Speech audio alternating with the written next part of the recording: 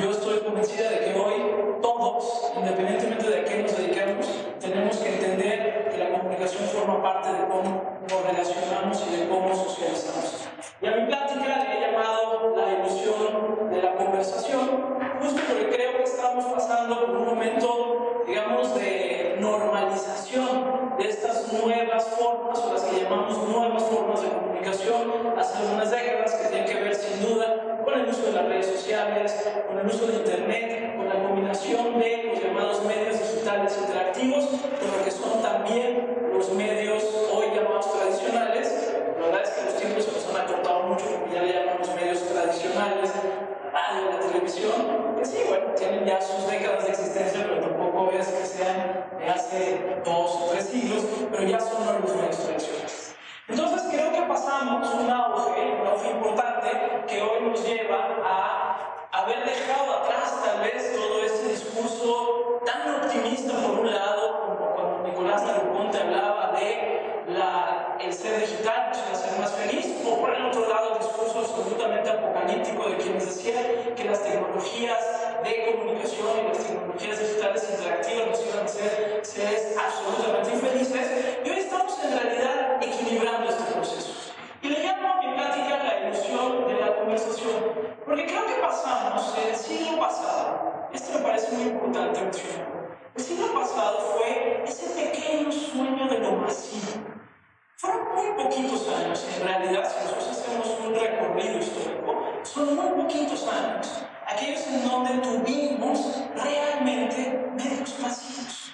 Es decir, cuando la radio, eran pocas estaciones de radio, o era una estación de radio que le llegaba a todos, o cuando la televisión, eran pocas estaciones de televisión y le llegaban a todos.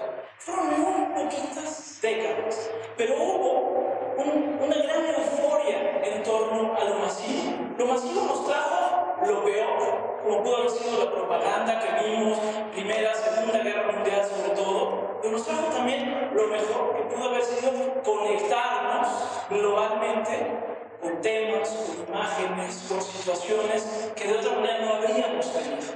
Pero este sueño de lo masivo, si se fijan, duró poco. Y sin embargo, hoy seguimos hablando de lo masivo como si lo masivo hubiera llegado para quedarse.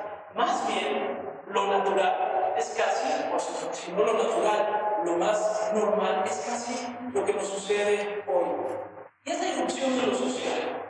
Pero fíjense, hoy hablamos de las redes sociales como si las redes sociales las hubieran inventado Twitter, Facebook, en el mejor de los casos Instagram, o tal vez ustedes son jóvenes, los que están aquí, los que me puedan ver después en el video, tal vez algunos también, pero recordarán que existió una cosa que se llamó Hi5 y MySpace y todo esto, y pareciera que las redes sociales las inventaron estas plataformas tecnológicas. Y entonces hablamos de la irrupción de lo social. Bueno, la verdad es que las redes sociales están ahí desde que nosotros socializamos en lo más esencial de nuestra cotidianidad. Nuestras redes sociales son nuestras familias, son nuestros amigos, es la porra del equipo al que yo pertenezco, es la escuela, es aquel grupo que le da sentido, son mis colegas de trabajo, es aquel grupo en el que yo estoy como un hobby. Esas son mis redes sociales. Entonces, no es que hoy irrumpa lo social. Fíjense qué interesante, hoy regresa a lo social, pero en una especie de segunda socialización, o como dirían los teóricos de la comunicación ligados a la Escuela de Toronto, la segunda oralidad. Hoy irrumpe lo social a partir de este sueño de lo masivo. Entonces hoy tiene que convivir, fíjense qué complejo, hoy tiene que convivir estos llamados medios tradicionales y nuestra lógica ligada a los medios tradicionales con la irrupción de lo social y de una especie de conversación. ¿Por qué seguimos viendo la televisión? Muchos decían la televisión va a morir. La televisión no está muriendo. Hoy se ve muchísima televisión. Va a ser muchísima más televisión de la que se ha visto en cualquier otro momento de la historia de la humanidad. Lo que pasa es que la televisión se ve de otra manera porque conversamos en torno a la televisión. Yo sigo viendo, yo soy muy futbolera, yo sigo viendo a mis Pumas ganar últimamente. Y lo sigo viendo en la televisión, créanme que no lo veo, no sé en dónde ir, no, lo sigo viendo, entre más grande la pantalla, todavía mejor. Y si pudiera ir al estadio, como a veces trato de hacerlo, hago. Es decir, estos fenómenos masivos siguen existiendo, pero con esta irrupción de lo social adquieren un matiz diferente. Y yo creo matiz que tenemos nosotros que entender de lo que hoy está sucediendo. Y sin embargo, arranqué mi conversación diciendo que estamos en la ilusión de la conversación. ¿Por qué? Este punto me parece importante. La utopía del acceso. La llegada de cualquier nueva tecnología de comunicación trajo consigo esta utopía de que todos íbamos a poder decir algo y que todos íbamos a poder ejercer nuestro derecho a la comunicación. Fíjense, no es lo mismo aprender a leer y escribir que no saberlo. Y si yo ya sabía escribir, aparentemente yo iba a poder hacer y escribir y propagar lo que yo quisiera. La imprenta nos trajo un poquito esa utopía del acceso y de la posibilidad de la comunicación. Internet, nuevamente para los que están muy jóvenes creen que ya Internet existe desde siempre, pero cuando Internet realmente se socializa, lo que logramos con Internet es todavía masificar más, si me permiten usar esta palabra vieja, masificar más esta utopía del acceso. Ahora sí todos, los que tienen una computadora que está conectada, van a tener acceso. El mundo de las redes sociales, ahora sí todos, no importa, no tengo que ser el gran periodista que está no sé dónde, o el gran conductor que está en la televisión, ahora sí todos vamos a poder usar las redes sociales, vamos a poder decir todo lo que queramos decir. Pero es una utopía, la utopía del acceso. Y no solo, porque no todos tenemos acceso a las tecnologías de información y comunicación, que es cierto, existe la brecha digital. Y no todos tenemos acceso a una buena conexión de Internet, a una conexión que sea barata, a una conexión que me permita usar los últimos servicios que me pueden ofrecer las plataformas que yo quiero. Insisto, por supuesto la brecha digital existe, pero también el acceso tiene que ver con quiénes somos, dónde estamos, cómo sabemos usar estas tecnologías, cómo sabemos conversar y qué hacemos adentro de ellas. Por eso digo, la utopía del acceso sigue siendo una utopía. Se nos acerca un poquito y cuando la tenemos más frente a nosotros decimos, no, nos falta aún mucho para este acceso universal. ¿Por qué? Porque también es cierto que hoy vivimos en lo que algunos llaman la sociedad del ruido. Le pongo ahí un poco la realidad del exceso. ¿Qué significa la sociedad del ruido? Es cierto, digamos que hoy todos podemos hablar. Les pregunto, si todos podemos hablar, ¿quién está escuchando? Si todos podemos hablar, ¿quién está escuchando? Ese es un problema real. Porque la sociedad del ruido, en la que también nos encontramos, que es la oposición a la sociedad de la conversación, la sociedad del ruido es una sociedad que no nos permite entablar, proyectar escenarios para la construcción justamente de esas utopías que de pronto requerimos para transformarnos socialmente. Entonces fíjense, por eso les decía desde el principio, me parece que hoy estamos viviendo esta normalización, y cuando digo normalización es cuando tenemos ya esta especie como de cruda, después de esta gran fiesta donde todos estamos metidos en las redes y todos estamos metidos con la tecnología, hoy estamos en esta cruda de decir que sí y que no. Sucede un poquito con todo, sucede con todas las tecnologías. Existe la curva de aceptación de una tecnología que siempre tiene con los primeros que son los entusiastas y luego sube y crece, y entonces viene el boom del uso de las tecnologías y luego cae. Y el cae tiene que ver un poco, no, yo ya mejor me salgo, esto no sirve para nada, me están espiando todos, yo para qué estoy ahí metida, la verdad es que me estoy exhibiendo, la gente dice puras estupideces. Entonces viene esta curva de normalización, que es un poco en donde estamos ahorita. Sí, el acceso, la utopía del acceso, pero también la realidad del exceso. Fíjense, creo que nos hemos encontrado, y esto lo tomo de un estudio del Pew Internet Center for Research que está en Estados Unidos, nos hemos encontrado con algunas paradojas en la conversación. Porque no es cierto, y por eso yo le ponía al principio la ilusión de la conversación, no es cierto que conversemos juntos. No estamos programados para tanta diferencia. No es cierto, y los reto a cualquiera que esté aquí a que me diga si no estoy en lo correcto. Pero no es cierto que nosotros estemos en las redes sociales hablando con un chino que nos topamos por ahí, una persona que está en el sur de Argentina, y entonces estamos con todos, y si alguien opina exactamente opuesto a mí, con esa persona es con la que más voy a dialogar todo el tiempo. Eso no es cierto. No soportamos tanta diferencia porque la diferencia cansa. Esto no significa que tengamos que eliminar al diferente. Lo que estoy diciendo es que no podemos convivir constantemente con las diferencias que son tan antagónicas.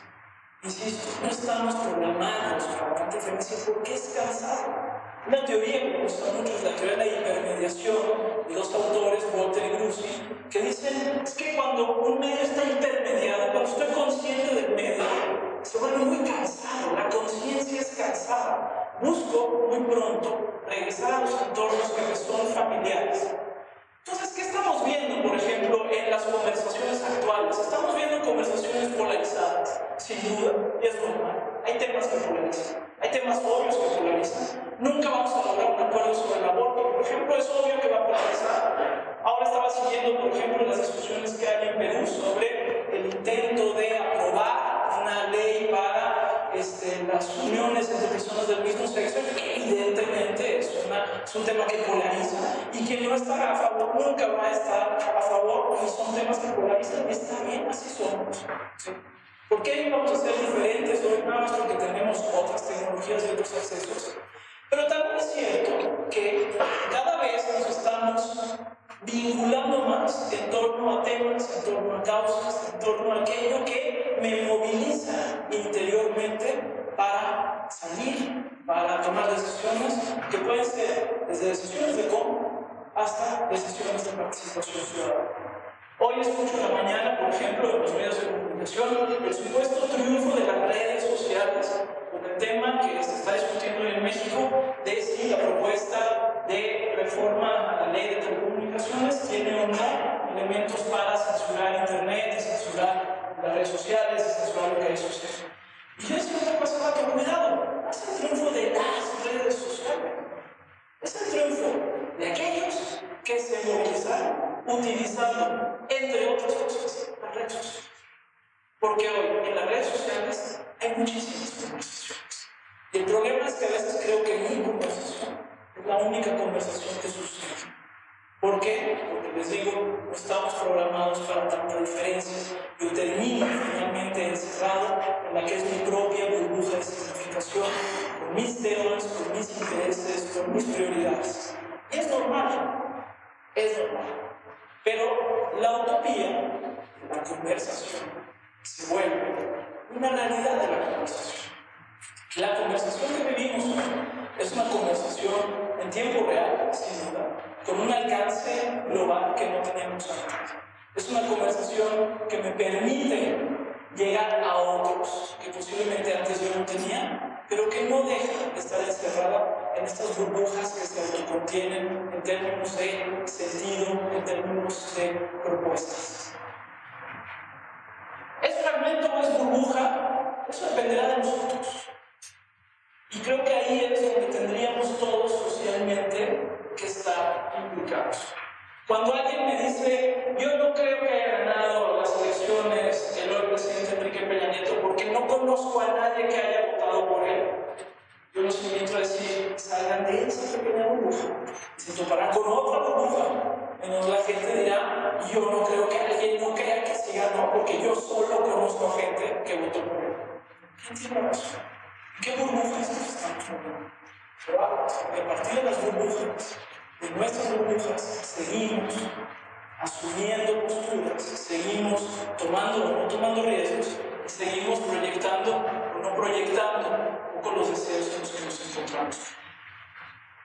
Vuelvo un poco a lo que decía al principio, este sueño de lo masivo del siglo XX, en realidad hoy nos regresa a mucho de lo que pasaba previo. Si ustedes hacen una revisión, por ejemplo, de la Europa de finales del siglo XIX, principios del siglo XX, verán que lo que había ahí eran sociedades absolutamente fragmentadas. Si nos vamos para atrás, eran sociedades también del ruido, de estas conversaciones simultáneas que giran en torno a temas muy inmediatos. Pareciera que lo masivo, estos medios como la televisión y la radio, trataron y fueron usados sobre todo para tratar de dar esta idea de unión, esta idea de unicidad, si ustedes quieren, esta idea de homologar un poco donde estábamos hablando.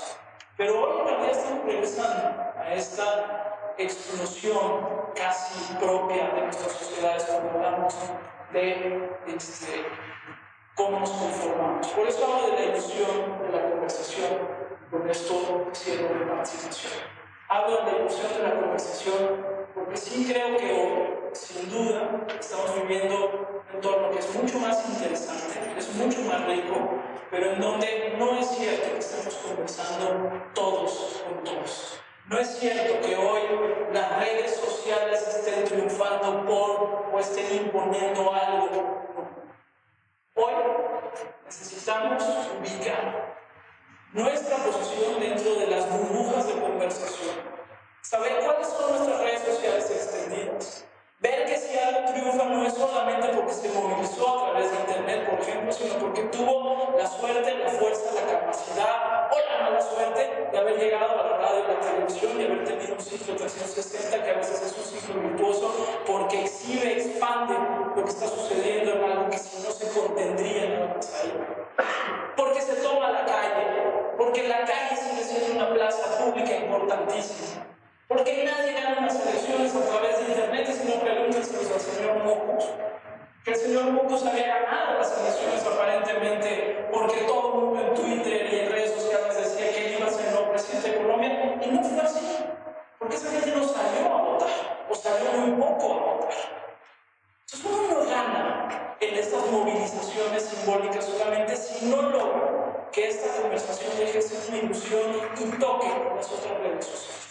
Yo les recomiendo mucho una película que se llama La Plaza, que habla sobre la Plaza Tahrir en Egipto, cuando se dan todos los movimientos que conocemos ya, que desembocan o son parte de esta narrativa que se le llama la Primavera Árabe. Es muy interesante esa película porque muestra muy bien que si bien las personas que ya estaban supieron usar, yo diría que magistralmente, plataformas como YouTube, como Twitter, como Facebook, en realidad lo que lograron fue conectar con sus redes sociales de calle, que les permitieron mantenerse en la plaza, que les permitieron que les dieran de comer, que les permitieran mantener esta fuerza de oposición en un mundo cada vez más exhibido, cada vez más fragmentado, cada vez más en tiempo real y por lo tanto cada vez más frágil.